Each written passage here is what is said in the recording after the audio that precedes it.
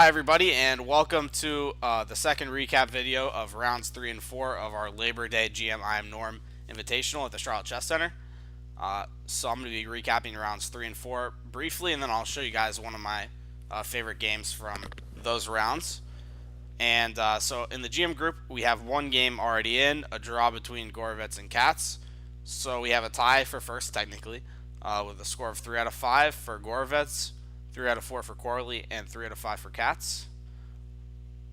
Casa Corley needs 3.5 out of 5 to get a GM norm, and Katz needs 3 out of 5 to get a GM norm. Or wait, 3.5 out of 4 to get a GM norm, sorry. Jairam has 2.5 out of 4. Belus, 2 out of 4. Kevin Wang and Benalla, also 2 out of 4. Farai Mandiza, 1.5 out of 4. Steve Wang, also with 1.5 out of 4, needs 4.5 out of 9 for an IM norm. Definitely still in contention for that, and mathematically contention for a GM norm as well. And then Brandon Jacobson has 0.5 out of 4. Alright, in our IM group, we have a tie for first between 3 different players. Going into the round, Hans Niemann was in clear first with 3 wins. But he lost this last round and 2 people caught up. Gary Shankar, 3 out of 4.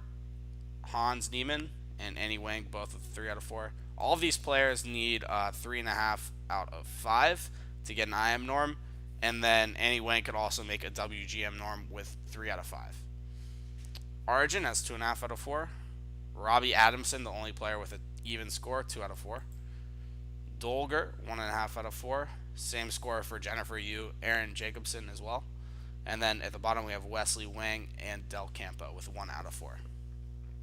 Okay, so for today's feature game, I wanted to show the game between Hans Niemann and Wesley Wang, because going into the round, Wesley Wang had lost his first 3 games, and Hans Niemann had won his first 3 games, and then Hans lost to Wesley.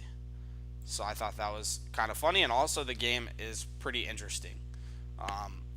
So let's start out with the move E4, C6 Caro Khan defense, D4, D5, E5 advanced variation, Bishop F5, Knight F3, E6, Bishop E2, Knight D7, castles, H6, Knight BD2, Knight E7, A4, hoping to play A5, but A5 is played. Rook E1. Bishop drops back to H7. A lot of times the bishop is just more safe on H7 than on F5. It could be hit with a tempo at some point on F5. So C4, an aggressive move. Weakens the square of B4 in the long term, but hoping to get some dynamic chances with this move C4.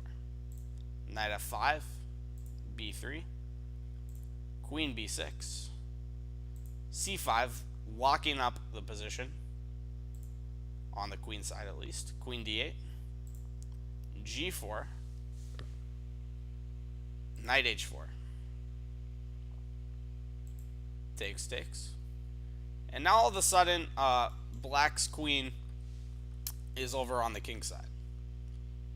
So Knight F1, rerouting that knight to G3, or maybe even E3, likely G3. F6, hoping to open up the F file and also ruin White's pawns a little bit.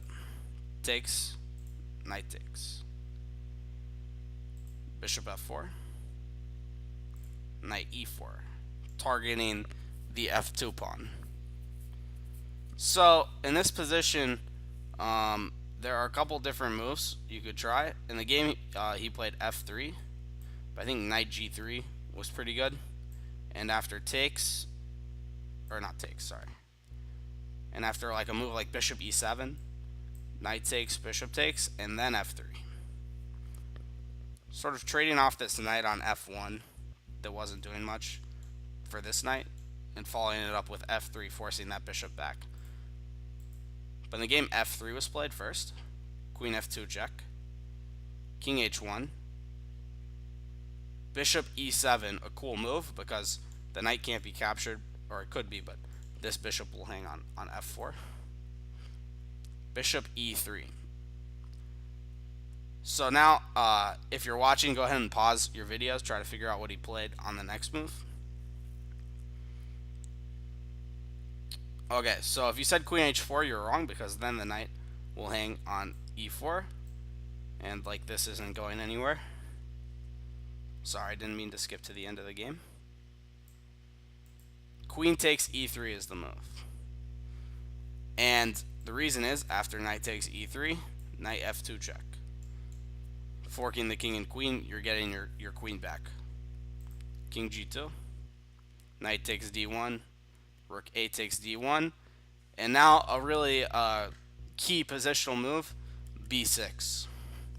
So I said earlier that like the b4 square was weakened in the long term, and so was this b3 pawn. So black's just hoping to take on c5, or if they take on c5, that's fine. The b file is going to get opened up either way. Throw the rook on b8 and put some pressure on this b3 pawn.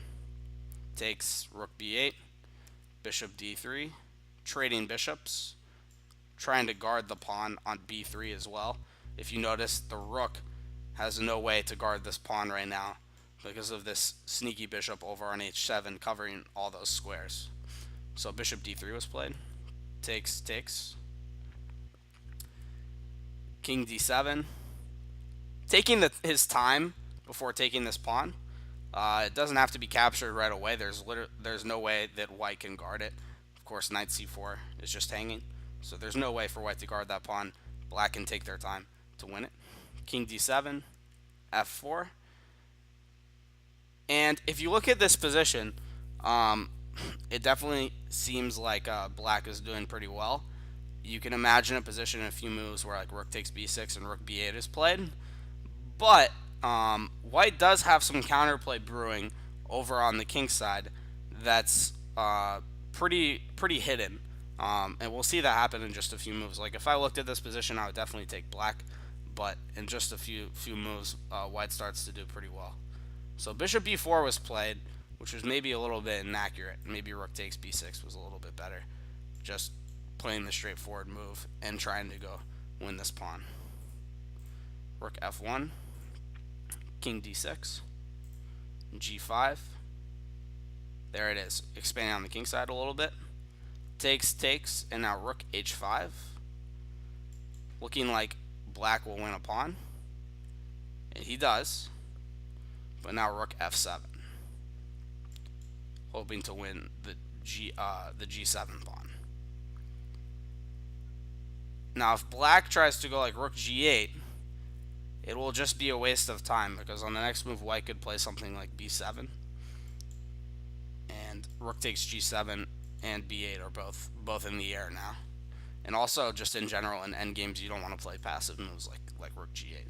So this pawn is pretty much a goner. So black stayed active, rook takes b6, rook takes g7, rook back to b8, looking to double up rooks on the h file. Knight c2, rook h8, trading off the bad knight for the good bishop. Although the bishop did kind of get stuck out here over on b4. Not really, looks nice on b4, but it wasn't doing too much. Takes, rook h2, in between move. Rook b2, another in between move, threatening checkmate on b1. So white cannot save their knight because of mate, or like knight c2 I guess could be played. Oh no, that couldn't even be played. Sorry. Keep on pressing the wrong button. Rook b2, so king g1 was played, stopping mate on h1. A takes b4. And g6, this g pawn looks pretty menacing. And now was kind of the decisive moment for black. In the game he played rook h2, but using the computer I saw rook h4 was the only like defense. Rook g3, natural move trying to get behind the pawn, keeping met by rook b1 check. King g2, rook b2 check, and king g1 would go back and forth, check. But king f3 could be met by rook takes b3, and after king g2, rook takes g3, king takes g3, rook h8, and the game's still unclear because this b4 pawn is now passed just as much as this g6 pawn is passed. So in the game he played rook h2, and after rook g3, rook hf2, rook a7, getting out of the way of the pawn, rook f8, trying to stop the pawn, but you know whenever you have to put a rook behind your opponent's pawn, it's not going well. g7, rook b1 check, king g2, rook g8, rook f3, rook b2 check, and after king f1 he resigned. So I think he played king f1 because like king g3 could be a little inaccurate, I guess, because at some point you're going to play rook f8, so like let's say black just plays c5, then rook f8. This move could be a little bit inaccurate in something like this where black still has these two pawns going down the board. So king f1 was a very accurate move, and after that move, Hans resigned. Okay, so that's going to do it for the second recap video. Tune in tomorrow. I'll post another one on rounds 5 and 6, and thanks for watching.